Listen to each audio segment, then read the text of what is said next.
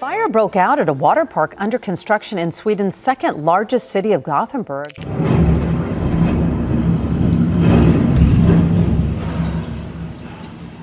Every so often, a single day at a bustling construction site can reshape everything people thought they knew about safety and progress.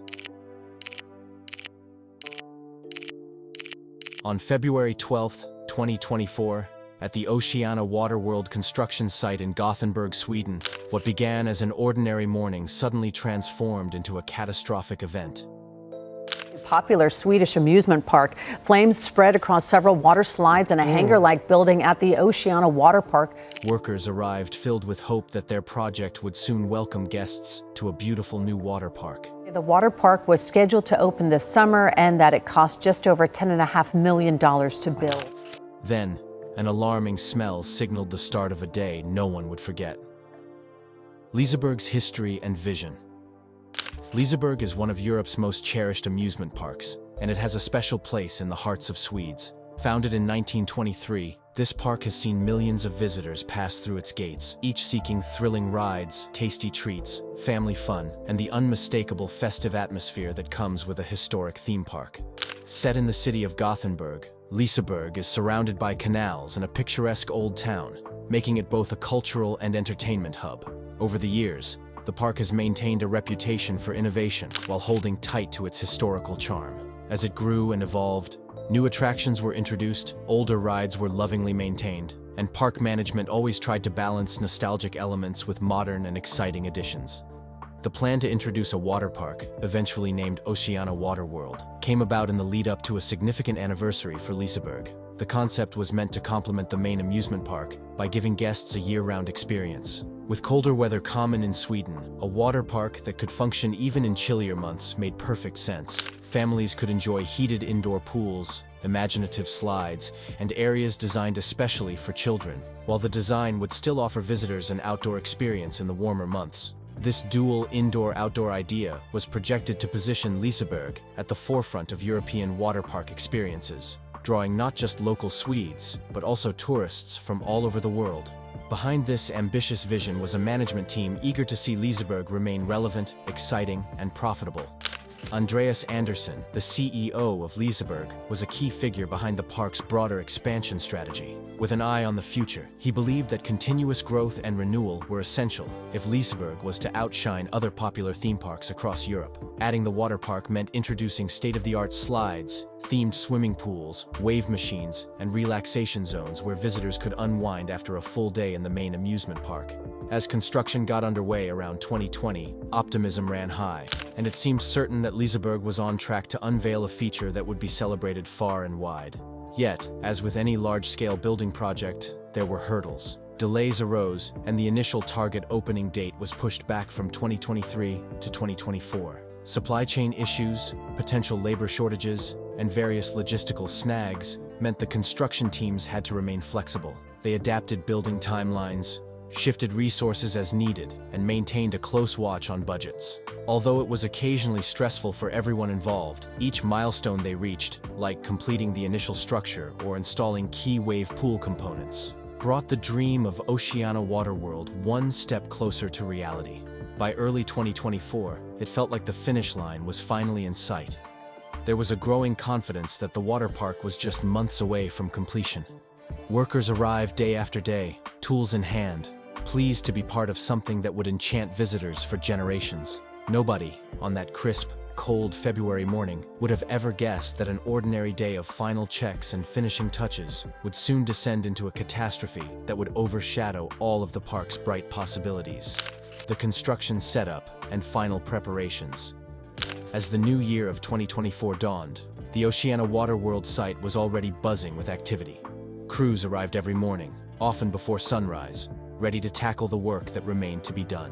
A typical day involved electricians verifying wiring for water pumps, engineers running last-minute stability checks on the towering slides, and laborers ensuring that safety railings, anti-slip tiles, and decorative elements were correctly installed.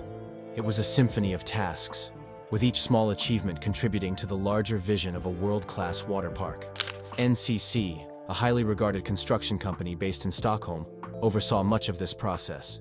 They had a team of specialists on site, each familiar with building large-scale recreational spaces that must adhere to strict safety standards. Because water parks involve a blend of mechanical systems, elaborate theming, wet environment challenges, and public safety requirements, coordinating all these factors was no small feat. The construction manager, a seasoned professional named Patrick Gilholm, took immense pride in making sure that every detail was addressed. He was known for chatting easily with his team, discussing progress and solving problems in a calm, knowledgeable manner. Supplies arrived from various parts of Sweden and, occasionally, from abroad. Pallets of special waterproofing membranes, boxes of underwater lighting fixtures, and giant sections of custom-made plastic slides dotted the site. The orchestration of deliveries required careful scheduling, so that no single area became too crowded. Everyone recognized the importance of housekeeping in a construction zone. Limiting clutter not only speeds up work, but also reduces the likelihood of accidents. During these final stages of building Oceana Water World, the atmosphere was often upbeat. The staff felt that the hardest part of the job was behind them, and they could almost picture happy visitors splashing through the rides, laughing, and making cherished memories. Alongside the upbeat mood, standard daily safety briefings were held. Each morning, team leaders would remind their crews about the need to wear protective gear, keep pathways clear, and remain vigilant around flammable or otherwise hazardous materials. Though accidents on construction sites are not uncommon, the Liseberg management and NCC teams were committed to maintaining a strong safety culture. Signage about fire risks, safe handling of chemicals, and correct use of equipment was visible all around the site. In early February, excitement truly reached a peak. Everyone knew that come summer, families from all over Europe might flock to Oceana Water World to test the new slides and wave pools. The city of Gothenburg already had a strong tourist draw, but the water park was expected to enhance that even further. The ritual of day-to-day tasks, tool checks, and minor repairs was interspersed with small, celebratory moments. People talked eagerly about the possibility of riding the slides themselves once the project was finished, taking quick photos to compare progress from the initial groundbreaking back in 2020. The sense of camaraderie and accomplishment was persistent until one fateful morning when it all spiraled into chaos. The early signs of trouble. February 12, 2024, started much like any other day. Even in winter chill, people showed up, coffee cups in hand, determined to push the project closer to completion. Checking their schedules, some workers planned to finalize tile work in the hotel's connecting walkways, while others inspected the final touches in the heated indoor pool area. The outdoor section, though, was a big focus for that day. New decorative features and landscaping tasks required attention, and a few important deliveries were meant to arrive. It was during these morning routines that an odd smell caught the attention of a few individuals. At first, they assumed it might be related to paint or adhesives. After all, with so many materials in use, unusual odors weren't that strange. Yet, this particular smell had a sharper edge to it. One worker, who had spent years in construction environments, commented that it smelled like something burning inside machinery. He decided to follow the scent, walking across the site in search of its source. A few moments later, faint wisps of smoke were visible near one of the outdoor equipment storage areas. This was unexpected, because that section didn't typically see heavy machinery in constant operation. Workers had occasionally stored chemical containers or small machines there.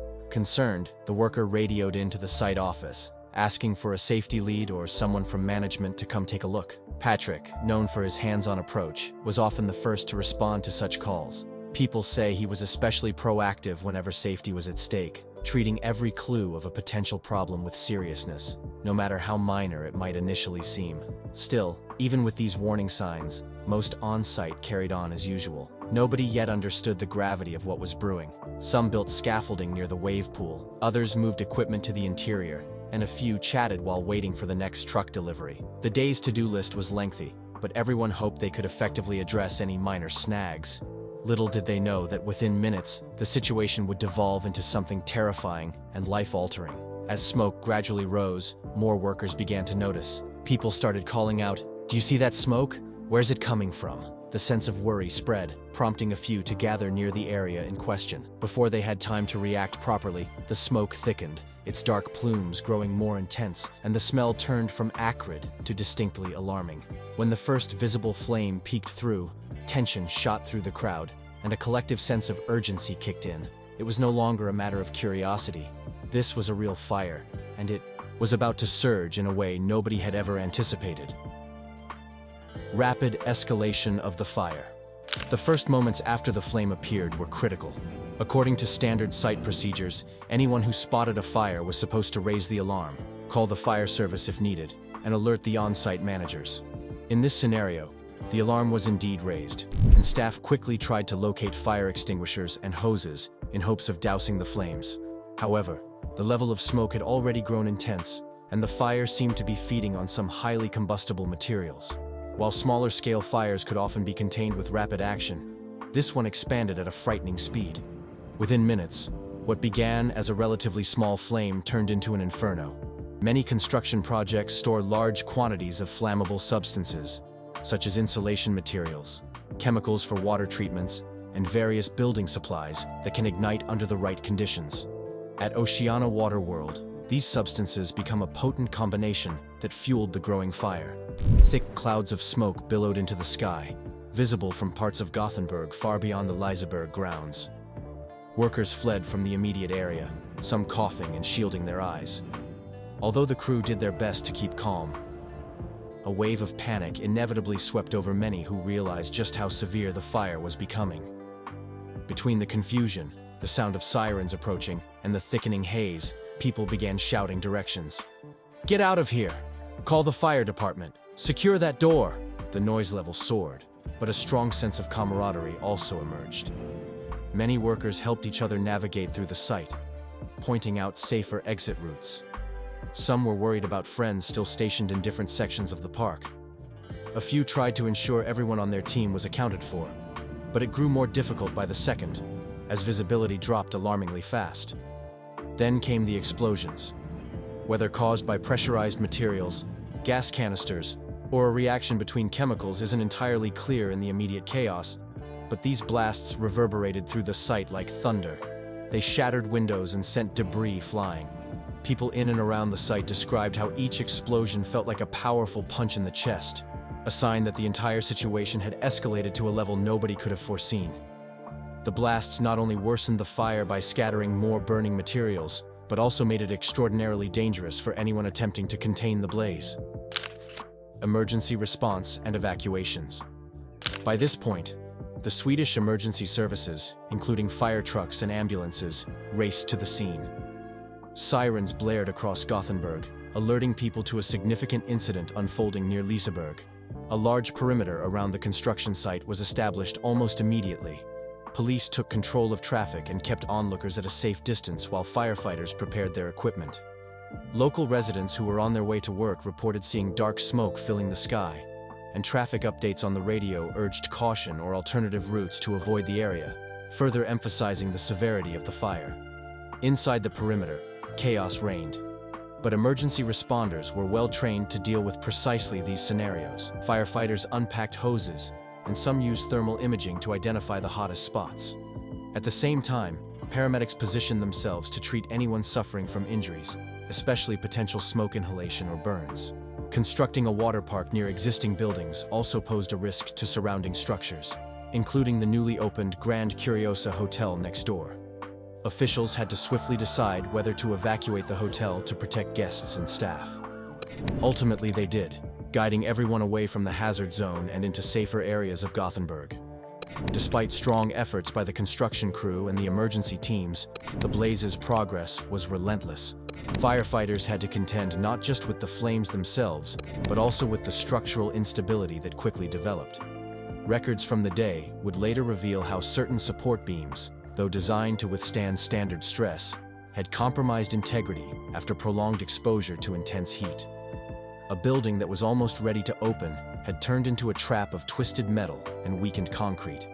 Strategic decisions had to be made about where to direct water hoses, which buildings to protect first, and how to position aerial ladders for maximum effectiveness. Amidst the confusion, well-organized evacuation efforts saved many lives. The distinct roar of the flames and the ear-splitting crackle of collapsing materials made a dreadful background noise. Families staying at nearby accommodations hurried outside, some still in their pajamas, guided by staff who urged them to remain calm and follow exit signs. Park employees, familiar with large-scale crowd management from Liseberg's normal operations, stepped in to help direct people towards safe assembly points. For many at the scene, It was surreal to witness a place of joy and future entertainment undergoing such a grim and immediate danger. Search for the missing and the loss of a key figure. The next 48 hours saw relentless efforts by firefighting teams, investigators, and volunteers. Working in rotating shifts, all tried to quench pockets of flame that sprang up around the site. Specialized foam and water were deployed to deal with particularly risky areas where chemicals might still be stored. Eventually, these coordinated attempts began to pay off, and the once ferocious fire settled into smoldering embers, with only the occasional hotspot threatening to reignite. During the thick of the crisis, it was challenging to track everyone. In the immediate scramble, the primary goal was to ensure that as many workers as possible got out safely. But once the situation began to calm, alarms were raised about missing personnel. Most of the construction staff had evacuated and regrouped, albeit scattered and shaken. The official headcounts showed that nearly everyone was safe yet traumatized by the intense event. However, there was one name that kept coming up. Construction manager Patrick Gilholm had not been seen since the early minutes of the fire. Many who worked regularly with Patrick described feeling a knot in their stomachs when they realized he was unaccounted for. He was the kind of leader who would rush toward danger to find the cause of a problem if it meant keeping his team safe. A few people recalled hearing on the radio that Patrick had gone to investigate the source of the smoke.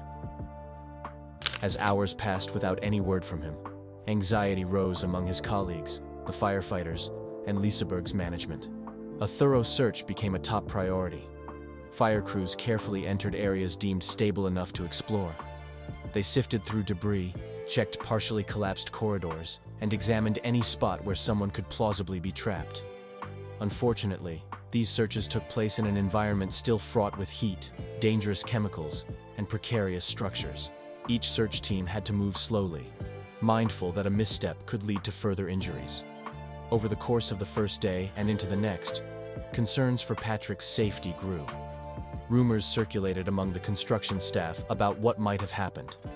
Some speculated he might have been near the chemical stores when the first explosion occurred, while others held out hope that perhaps he managed to survive, but was trapped in a less burned section of the site. Tragically, after the fire was mostly contained, the teams finally located Patrick's remains in a particularly ravaged zone filled with rubble and burn marks. He had been there throughout the entire ordeal, out of reach and likely overtaken very early by the inferno.